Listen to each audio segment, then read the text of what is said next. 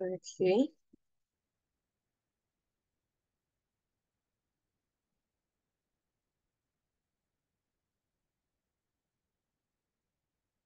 All right. So strategies to make your inclusive school stand out. That's what we are talking about this morning.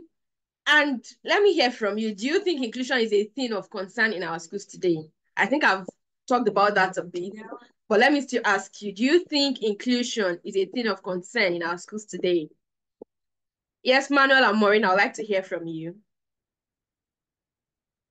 I'd like to know your perspective before we go on. Yes, ma'am. Yes, ma'am, Yeah. it is. Okay. Do you want to say something about it? What has been your experience as an, are you an educator? I'm a special needs educator. I work with children with autism. Oh, great, great. So I'm sure that you even understand better. You would have seen serious marginalization in for children with special needs. Yes, and one of the things that attracted me to this meeting is because I recently got a shadowing job with a child in a mainstream school, and Okay. I've just had 2 days experience with him in the school environment, and Okay. in just that 2 day period, I was able to see the need for what you're about to discuss. Exactly. Exactly. Like it's always there. It's always obvious. Okay, so thank you. Thank you so much for your contribution. All right, so today we'll be looking at what is inclusion, why inclusion, who benefits from inclusion, and inclusion implementation. And sincerely, this webinar was actually for school owners, sincerely. And that's why I made it free. Fortunate that, I mean, the turnout is really poor.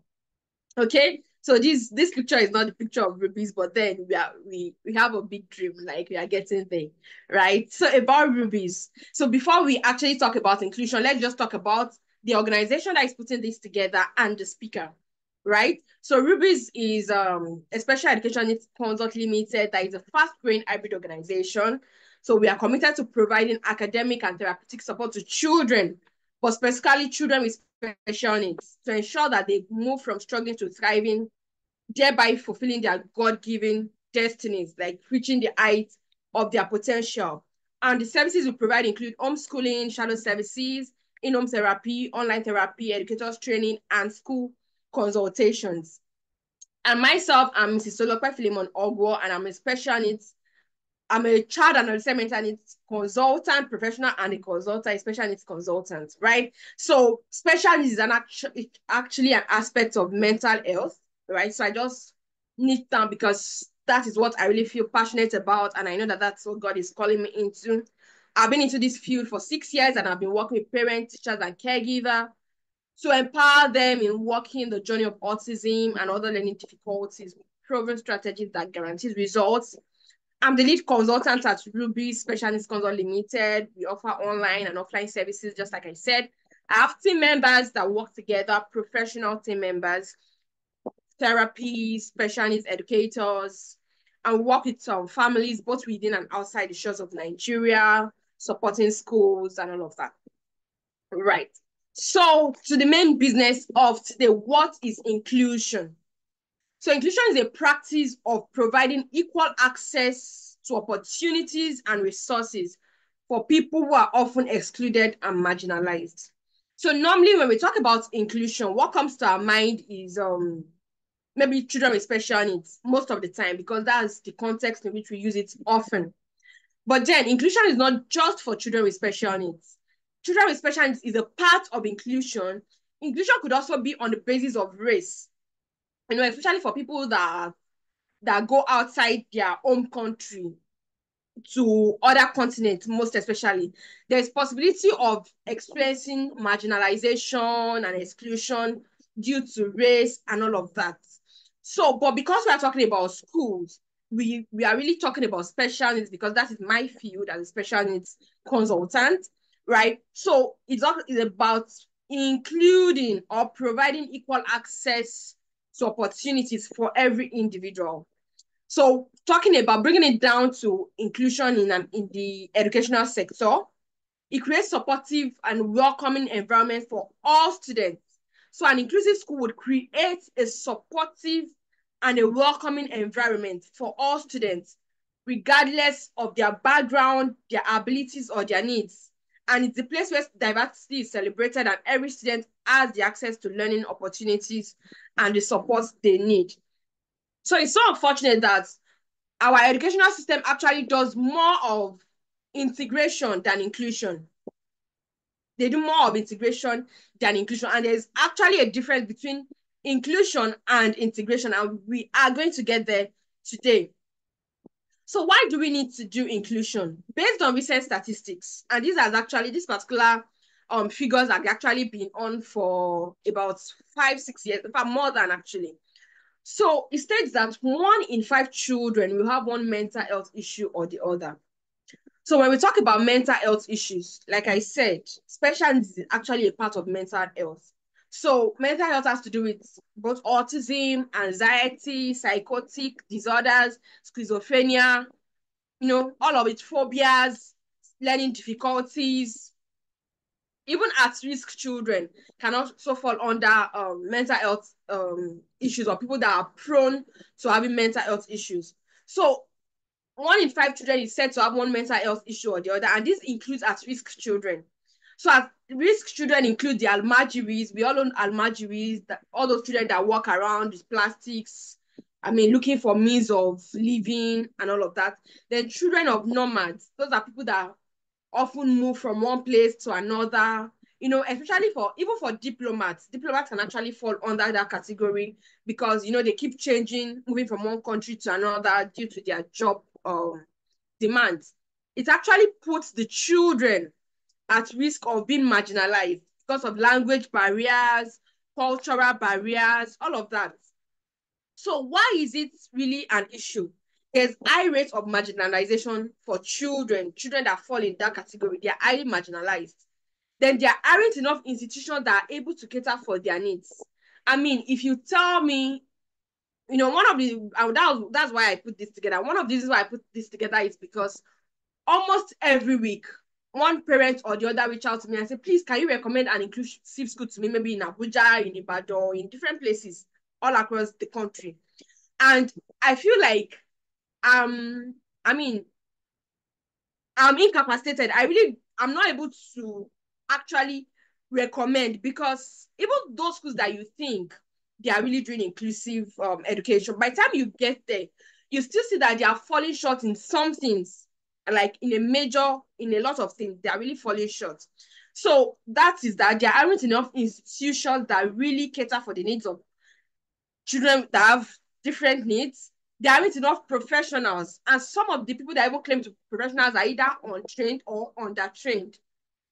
There aren't enough professionals, and schools that run inclusion are at an high advantage of growing faster due to their impact on the society. So that is why we need to do inclusion, because it puts the school at an advantage, right? Uh, excuse me. Ew, sorry, my slide is acting up. Let me stop sharing again. My slide is acting up. I don't know why that. Okay. Sorry, please.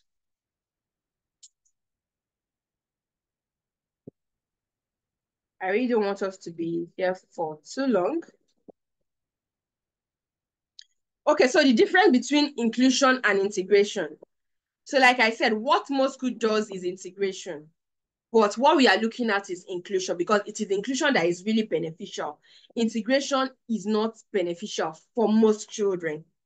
Okay, so integration means bringing someone into an existing system. I bring someone to an existing system.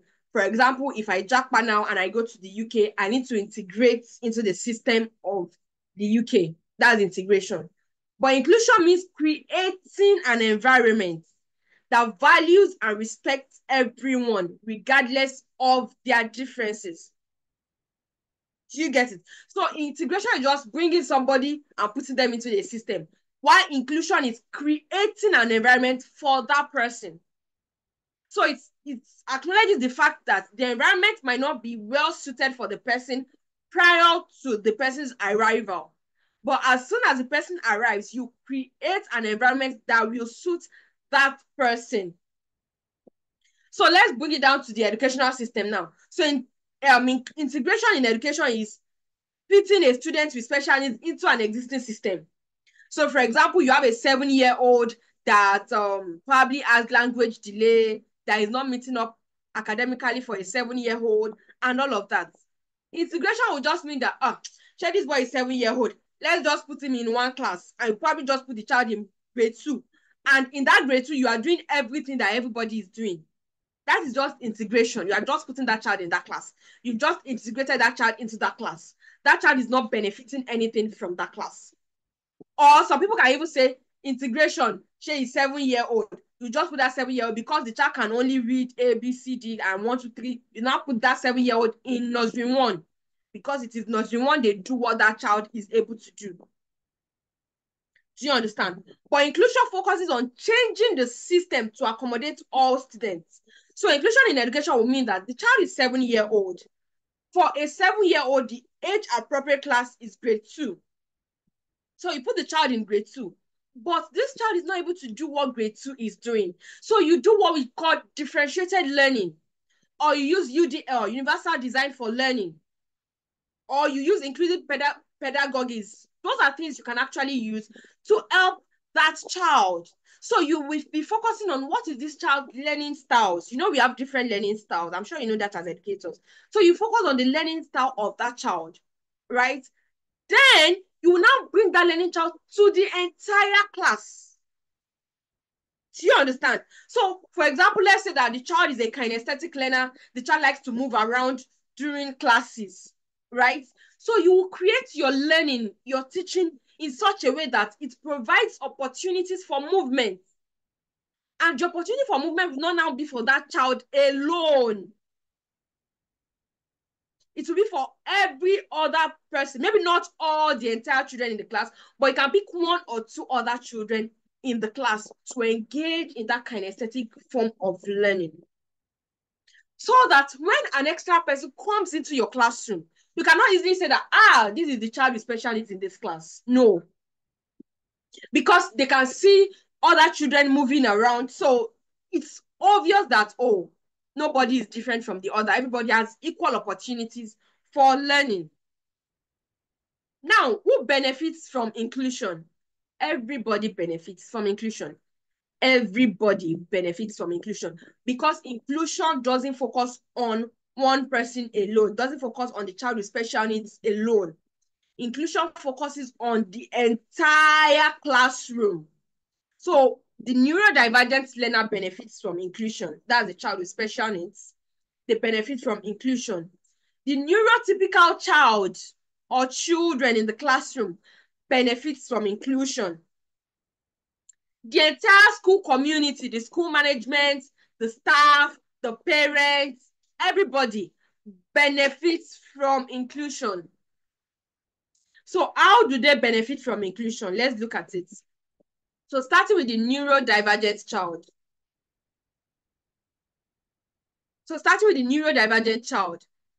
Number 1 is improved social skills.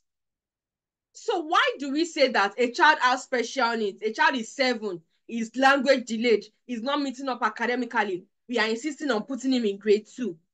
It's because we want that child to learn age-appropriate behavior. So age-appropriate behavior helps to improve that child's social skills.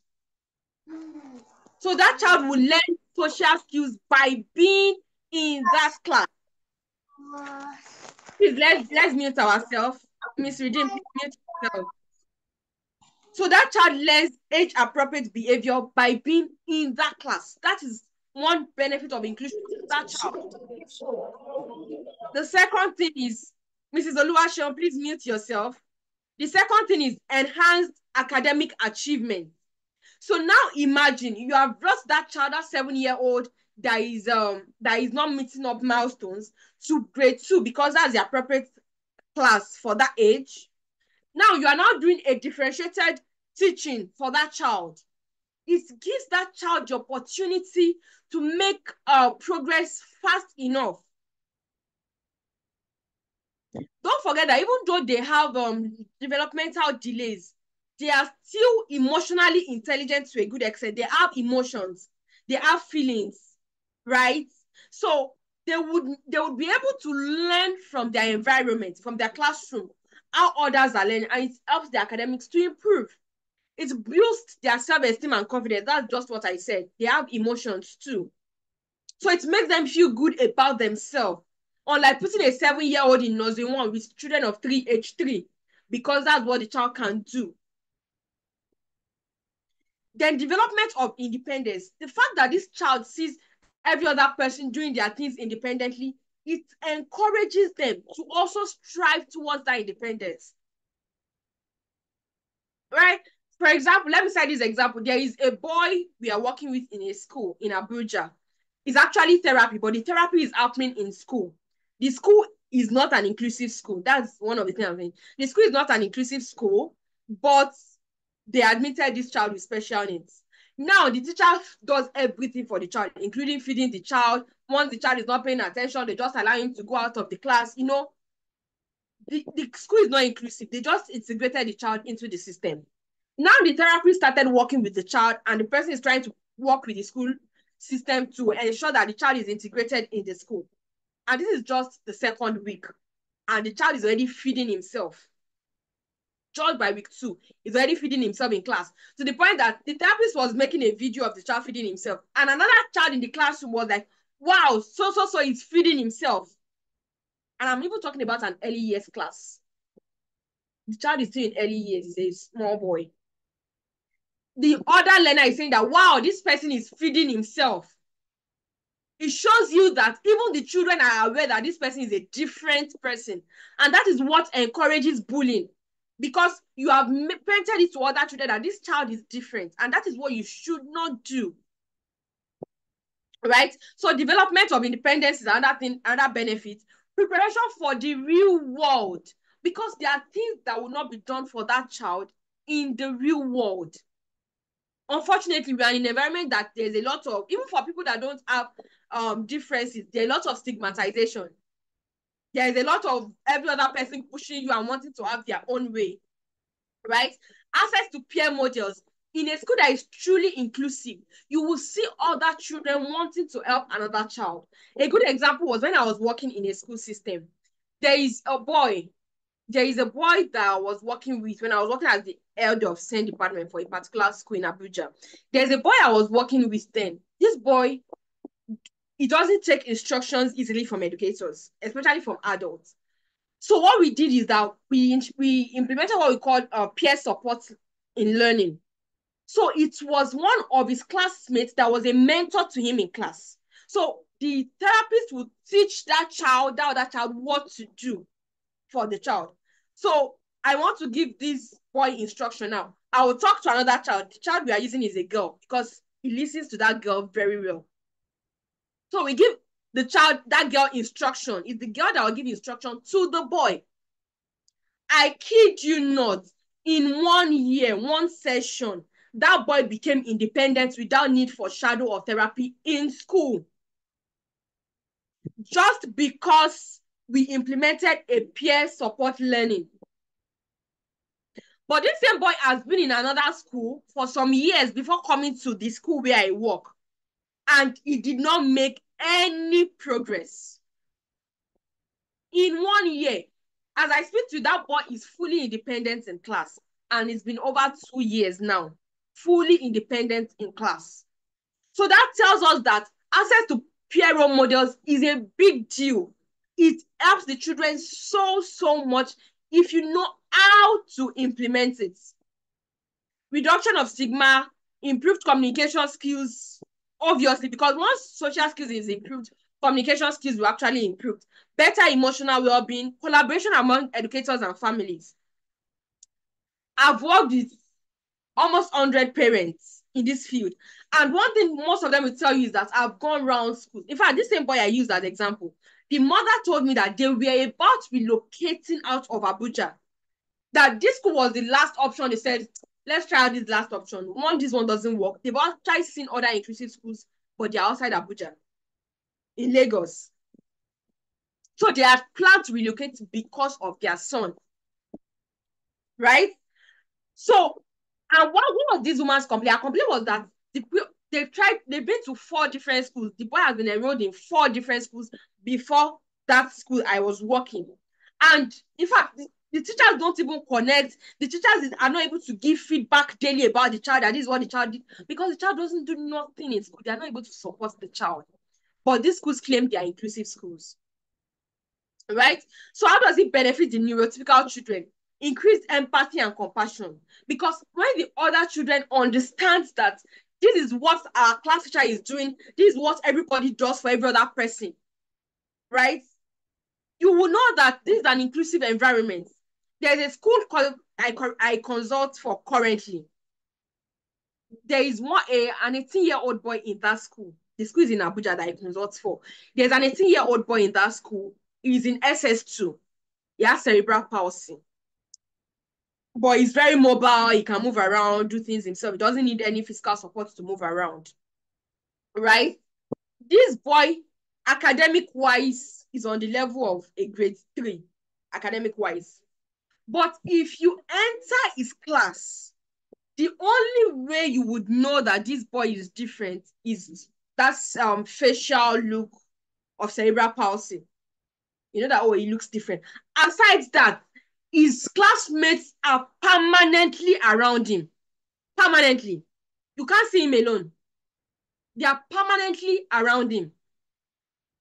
So even if you enter his class and they don't know you and you say you want him, they will ask you why. They won't care you're an adult. They won't insult you, but they will ask you, okay, why may we know why you want to see so? That is an inclusive environment. Do you understand? And that is how it should be. So you will see empathy, you will see compassion in those children. Even though these boys' words are not clear, the classmates, and he just joined them, he's not even up to a full term, he joined them. The classmates can tell you this is what he's saying because they are very patient and attentive when he's talking. They will be looking into his eyes, trying to understand the gestures he's making, and they're able to tell you this is what he's saying. That is empathy. That is compassion. And that is what is lacking in our world today. A lot of people are not empathetic. Enhance social skills. It teaches them also how to relate with every other person. Exposure to diversity. Development of leadership and mentoring skills. You know, once you're able to model for another child, that is mentoring. You are developing their leadership skills. The leadership is not until you become the head boy or head girl or any of that. No. Improve problem solving. Broader perspective on learning. Stronger sense of community. It builds a sense of belonging. Better emotional intelligence. They know that, okay, this is what you don't say to this person. This is what you shouldn't do to this person. Preparation for real world situations, because they would come across that in real world. And increase academic engagement. Because when you implement that differentiated learning within your entire classroom, even that child that is still trying to figure out what this teacher is saying, that child too picks it immediately and understands immediately. So it helps the academic achievement of everybody in the school or in the classroom. Okay? Then for excuse me. Sorry, my system is acting again. Please permit me. This system is showing itself. There's not too much work on you. Why are you showing yourself? All right. Then benefits of inclusion to the school community. Enhances school reputation. See, if you are an inclusive school, you will be the one to say that, you know what, we are filled for the term. We are not taking in anybody for now till next term. As a matter of fact, you'll be having wait lists. That's the truth. And that's another thing. You know, a lot of schools just want more learners, more learners, more learners, but the capacity is not there. You don't have the right structures in place. So for an inclusive school, and inclusion is not cheap. You can understand what I've been explaining. you are doing a differentiated learning to accommodate everybody in the class is real work. Inclusion is real work, and that is why it is not cheap. But you know what? There are parents that are willing to pay. There are parents that are willing to pay. What they just need is to see that you are able to provide the services they need for their children. I'm telling you, there are people that will not mind coming from far away to bring their child to school every day, as long as they know that the needs of the child will be met. The school I was working then was in Gwarimpa. I had parents that come all the way from Lugbe, from River Park Lugbe. I don't know if you're familiar with Abuja. Come all the way from River Park Lugbe every day to bring that child to school because they want inclusion.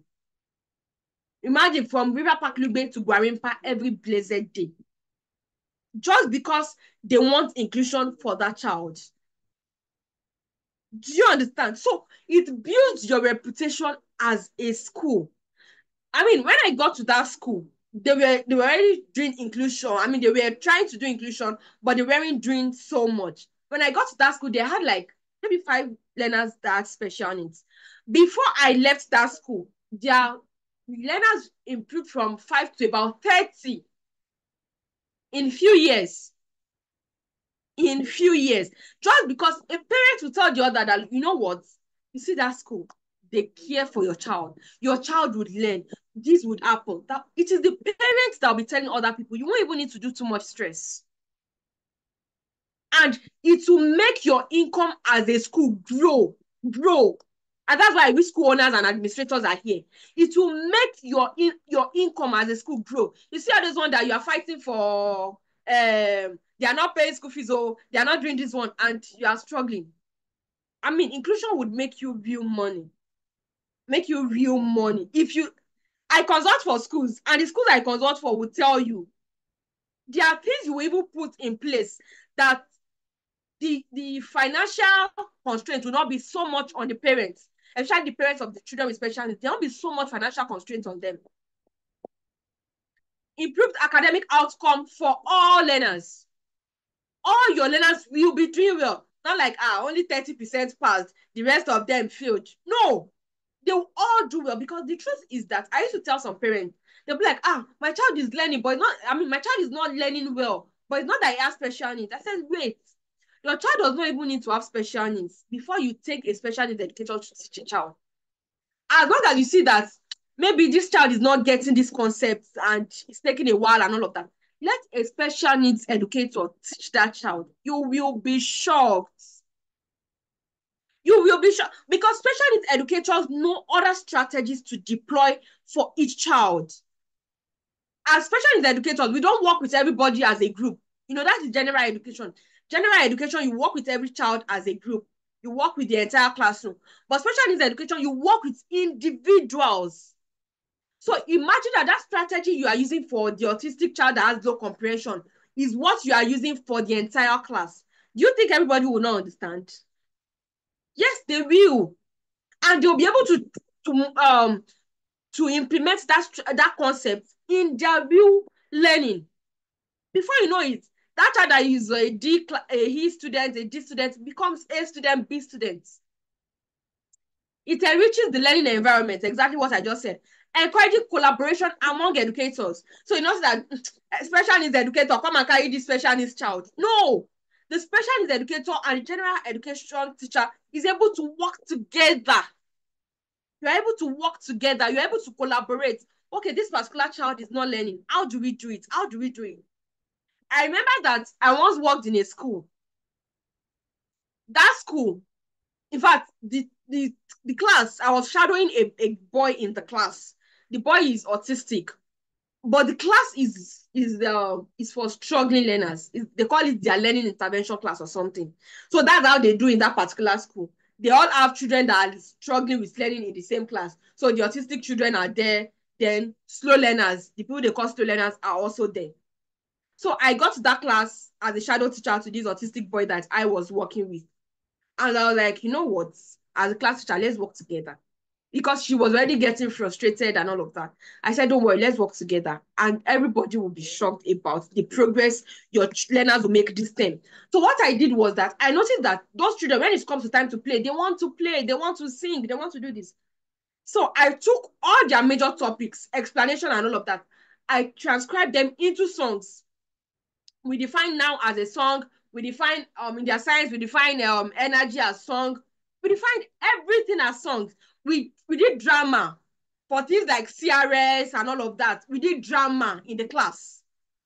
When it was exam time, parents were like, did you dash him mark? They did not dash anybody mark. Those children were able to, because they now had a mental picture of everything that was taught, they were able to put it down.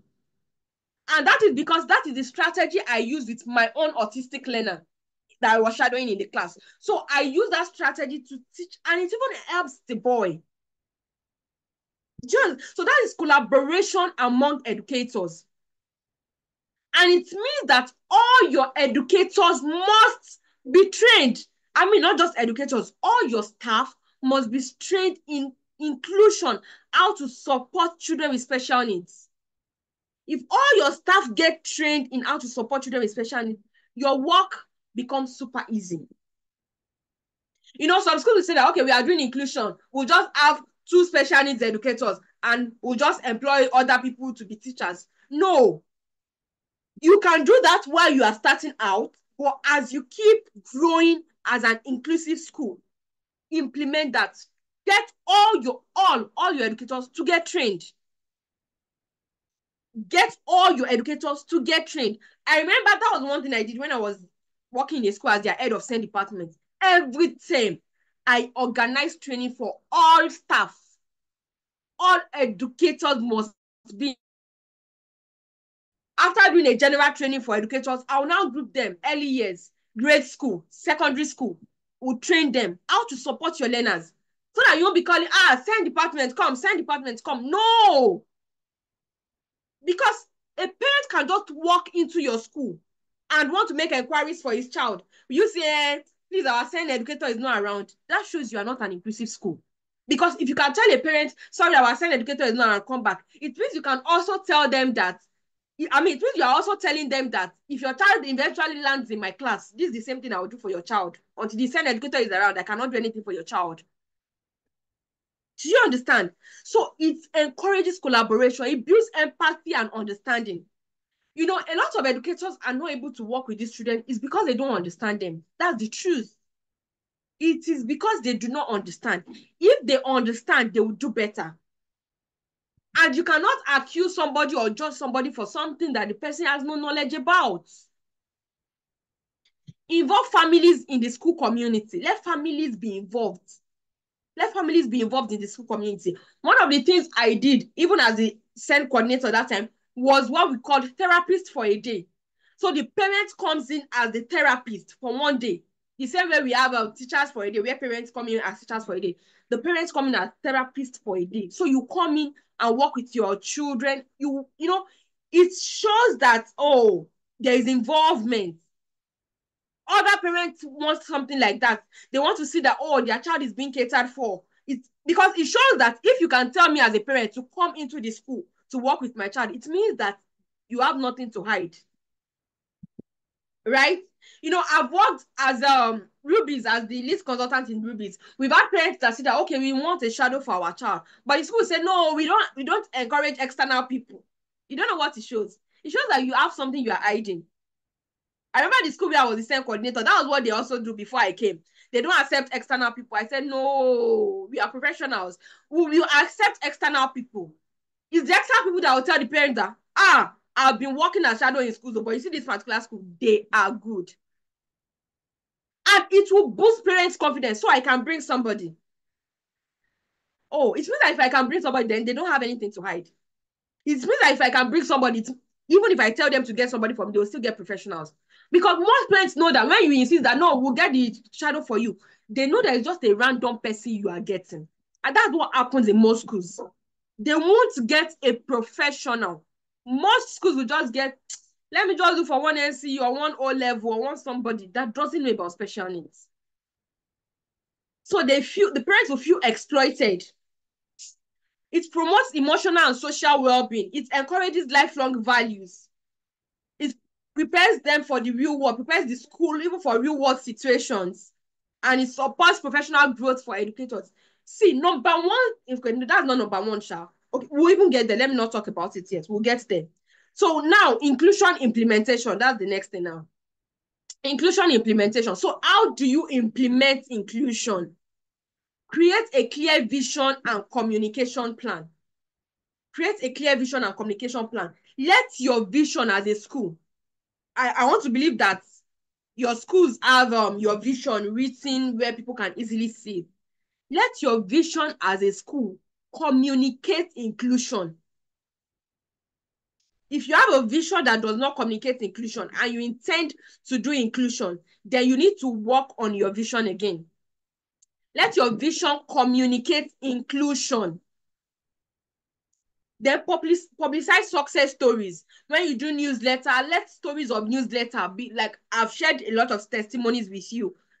Just this kind of testimonies as they happen in your school, not fake testimonies. Be real. Be real, because if you start fake, it will soon show that it is fake. Put success stories in your newsletters, exhibit success stories. Now, I'm not saying that carry children with special needs and put their faces outside. No, confidentiality is also important. But talk about it. Like, I've shared stories with you and I've not mentioned any child's name. Right? So as you start working, once you start doing real inclusion, right? Once you start doing real inclusion, there will be so much overwhelming success stories. So much.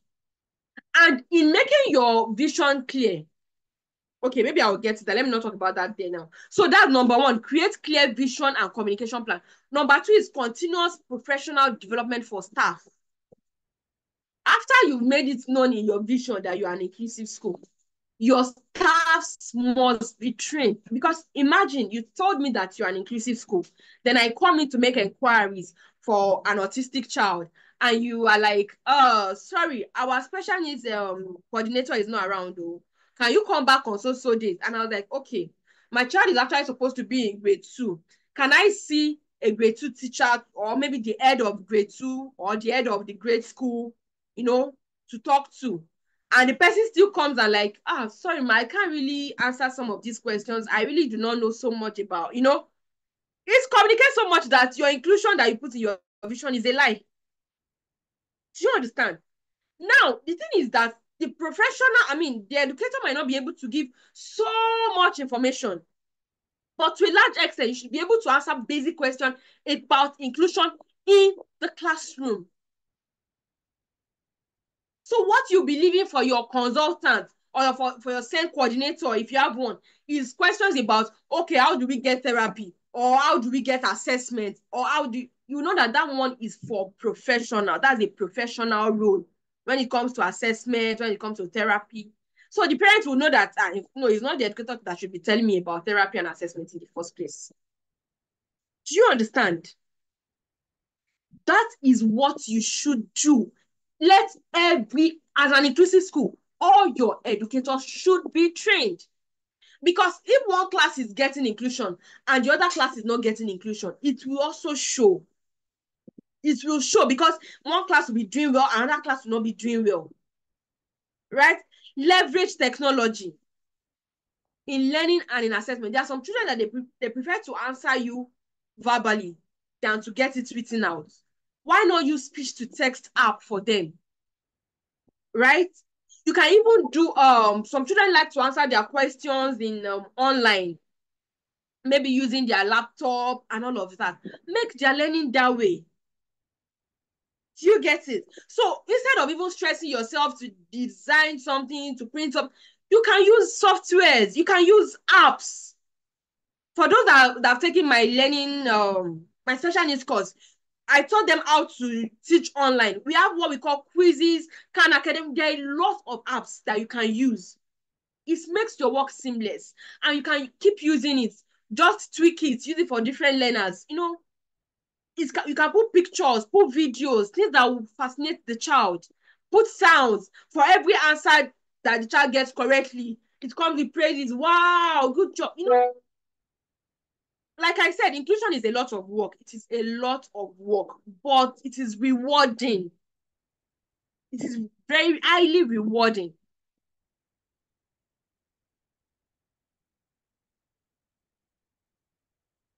Mm, sorry. Inclusion is highly rewarding when we really do the real inclusion. Apologies, please.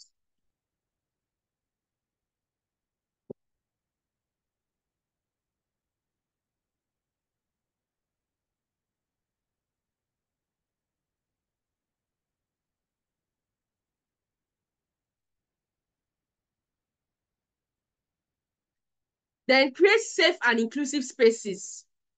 Create safe and inclusive spaces for the children. So, for example, as an inclusive school, one of the things you should have in your school is ramps.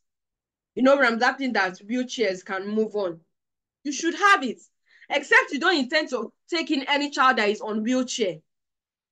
Because you cannot say you're an inclusive school, you don't have a ramp, you take a child that is on wheelchair. How do you intend to support the child? You want to be carrying the child? That is an abuse. You can't be carrying the child because inclusion means that you are creating an environment for the child. So carrying the child is not creating an environment for the child. Do you get it? So it also means that if you don't have a ramp, probably because of the structure of your school, you don't have a ramp yet, you can't take in a child that is on wheelchair for now, for the moment. When I was working in a school, I've actually had the school I was working in then too. They were using a space, so the building doesn't have ramps. I had a parent that already heard about our inclusion and all. He was already fascinated. He wanted to enroll his child, and we got to know that the child is on wheelchair. I was like, oh, sorry, sir, we don't have ramps. We won't be able to adequately cater for the needs of the child. You won't say that it's just because the parent has money to pay. It's not about money to pay. Are you able to appropriately provide the needs for the child? If you're not able to appropriately provide the needs for the child, then inclusion is not happening. Do you understand? Then you should have something like sensory rooms, because children with special needs, they often have their meltdown and sensory overloads. They should have a sensory room where the child can always go to unwind, to calm down, you know, to help them manage their excesses at the moment. So ensure that you create safe and inclusive spaces for the child. Your environment should be free of bullying. There shouldn't be any bullying happening around. Celebrate diversity year round. We have International Autism Days, we have Down Syndrome Days, we have Dyslexia Days. Celebrate those days. You shouldn't just be celebrating the girl child day, the boy child day, and that's all. Celebrate autism days. Publicize inclusion. Those are the things you would do as a school that parents will know that okay, there's attention for children with special needs in the school. It means that you recognize them as part of your community and you celebrate them. Now, one thing I didn't mention in creating your vision, part of inclusion also includes LGBTQ. I hope you know what LGBTQ is. Lesbian, gay, bisexual, transgender, queer, all those things. Now, that is one of the things you do in your vision. You make it clear. If your value does not support LGBTQ, let it be clear. Do you understand? For example, if I have a school, I won't celebrate LGBTQ because it's against my belief as a Christian. Do you understand? And it will be clearly written on my vision. Do you get it? So if you are now gay and you come into my school and you expect that, no, we will not celebrate you, we won't even admit you in the first place because we will let you know that we will not include you. Do you understand? So that is why your vision has to be clear. Create a clear vision. Do you get it? So in celebrating diversity, you should not say that, oh, since they say we should celebrate diversity, it's now LGBTQ Pride Month. Let's do LGBTQ. Except that is what you believe, that is your value. Do you understand? It also means that you don't take in what is not your value. So you won't say that, because your parents has money and there are 5 children, even though they are LGBTQ people, will take them because they will pay. That is against your values. Do you understand? It's also against your value. Okay, I was in a school some time ago. The school claims to do inclusion. And there's a boy I saw in the school. The boy is totally immobile. In fact, he was placed on the floor, lying down on a mat. He can't even turn sideways on the mat that he was laying down. That boy has no business being in an inclusive school. Because inclusion is not even happening. Is it the boy that is alone on a mat in one room that inclusion is happening? No. Inclusion is not happening. That boy will benefit more from a fully special needs school or center where he has access to physiotherapy, physical therapy, occupational therapy. That boy needs therapy at that point. He's not even saying no word. I saw when they were feeding him, he's only taking liquid, and even the liquid, they have to force feed. That boy has no business in that environment. Do you get it? So you won't say, because they say we should do inclusion, that kind of child comes and you take in that child. Are you able to create an environment for the needs of that particular child? Are you able to? If the child is in class, that boy I saw should be maybe around 8, 9, thereabouts. If that boy is in class, maybe grade 3, grade 4, thereabouts, can you do any differentiated? He can't even identify anything. Do you get it? He doesn't have any comprehension of anything. So that is not a case for inclusive school. Now, today, I'm sure you also know that we have different kind of schools, but today is not a day to talk about schools. I think I've talked about schools in one of my Instagram live sessions, the kind of schools that we have. So you can go to my Instagram page, The Anointed Saint Therapist. The Anointed Saint Therapist. I've talked about that. So you can check it about schools there. Right? So when you are celebrating diversity, know what your vision is so that you can appropriately celebrate the communities that you have. Foster a culture of empathy and acceptance. Acceptance should be your core. Empathy should be a big deal for you as a school, right? And it should be well known. It's not an hidden curriculum. It should be well known all around the school. Every child should model empathy. And the thing is that if you actually practice inclusion, the empathy would show. And like the Bible says, it's like the oil that flows from the head of Aaron to his bed. It has to come from the top. If the head of the school or the director of the school or the owner of the school does not model this empathy, if as the director of the school you are someone that sees a child with special needs and you are like, no, no, no, no, no, no, no, no, don't come to me, it will show. Your teachers will do it. Even if you sanction them for doing it, they will still keep doing it. They should see you as the school owner, embrace these children, show love for them. When it is autism day, you wear the blue with them. You do. That is inclusion. That is acceptance. That is empathy. The parents will feel supported.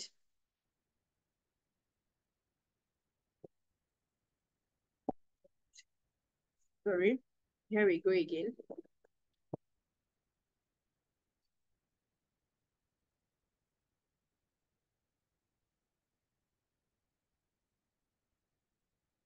Okay. Then showcase your school's achievements. When things like this happen, you showcase the achievement. Just like I said before, publicize success stories. Showcase achievement. All this showcasing achievement also includes, in fact, it also comes under the previous one I talked about by celebrating diversity.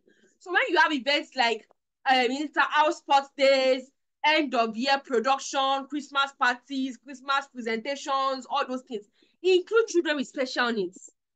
If what you want to do does not have, maybe it doesn't have some what they can do, create something for them.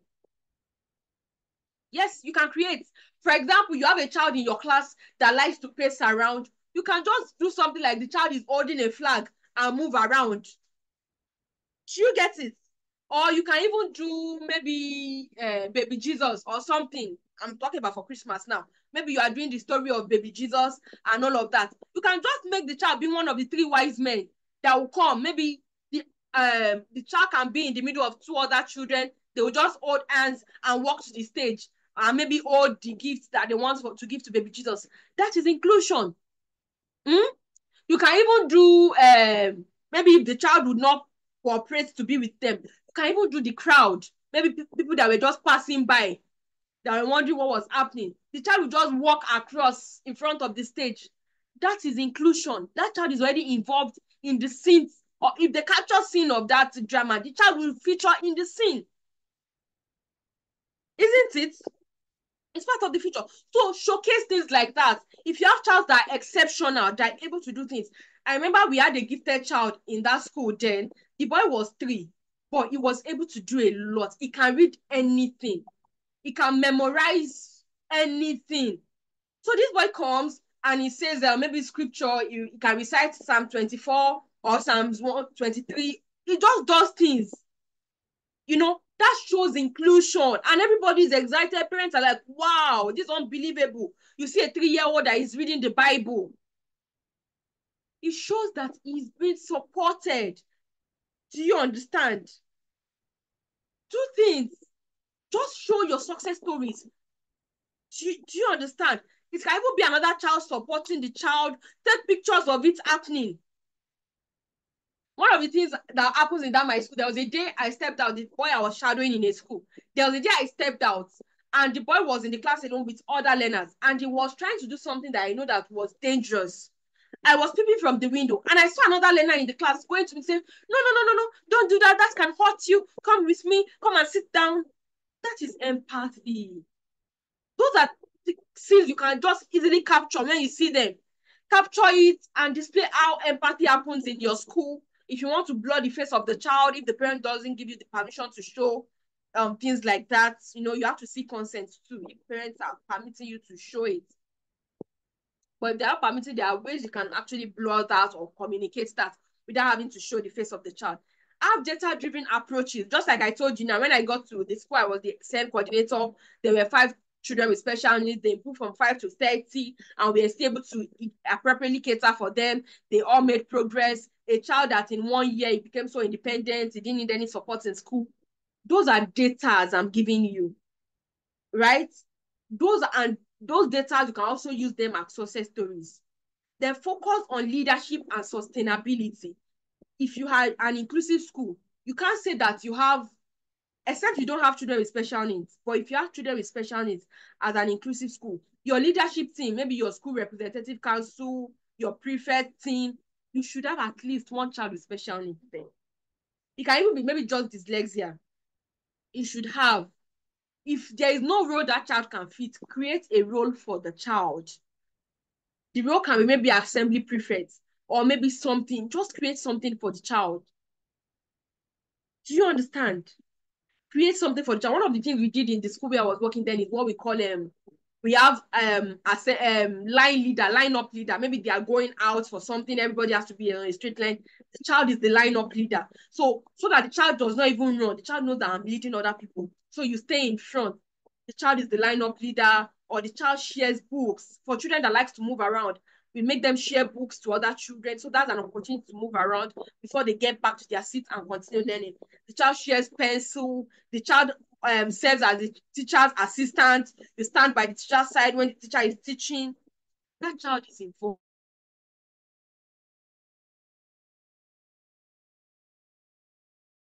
Those are things you can do. There are many more. I don't want us to, oh my God, first 1 hour already. I don't want us to exceed 1 hour. There are a lot of things you can do. One other thing you can do is to get a consultant for your school. Because as you keep having more parents, you have parents that are well knowledgeable, that want to ask you questions, or you want to start and you are not sure of how to start. Get a consultant to work with you. Like I said, I consult for schools.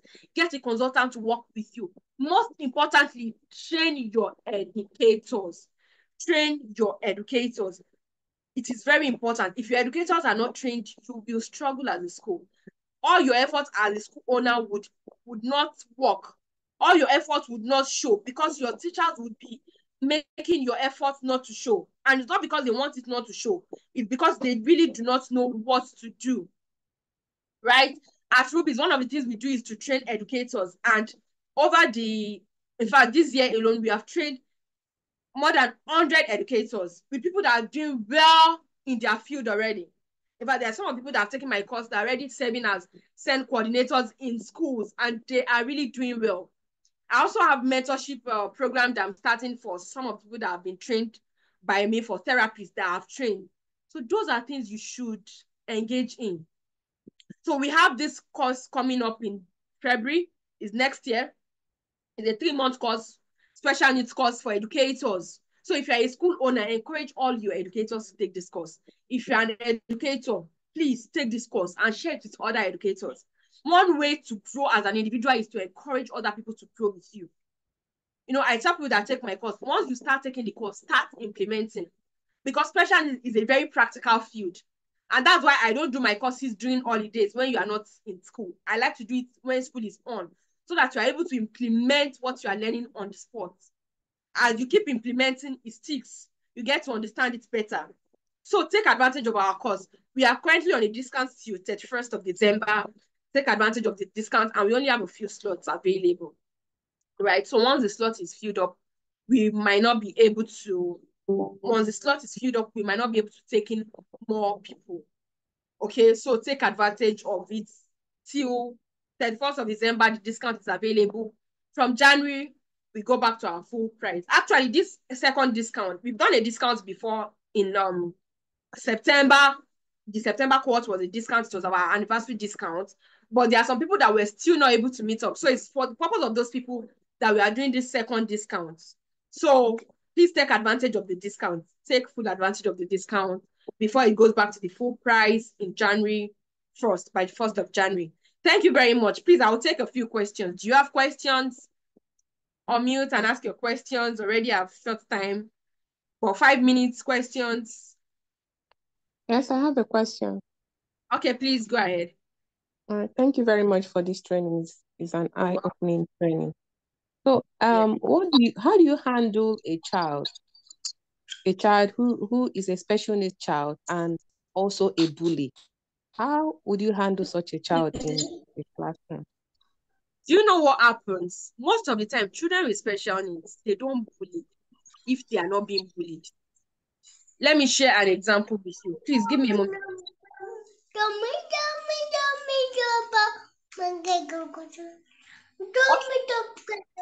explain it to you. In a school where I worked, we had this 7-year-old boy that was a bully. One day, the boy beats up the therapist. 7-year-old beats up, like serious beating, like two adults were fighting. And because the therapist knows better, he wasn't able to beat the child back. What he just did was to guard his face so that the boy does not hit his eyes, while the other therapist came to carry the boy away. Do you know what happened? So some months after, later the boy left the school.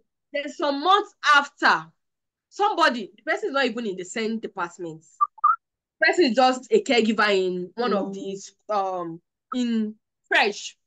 The person said, I saw something today. I said, what did you see? He said, there's this boy that used to be in this class.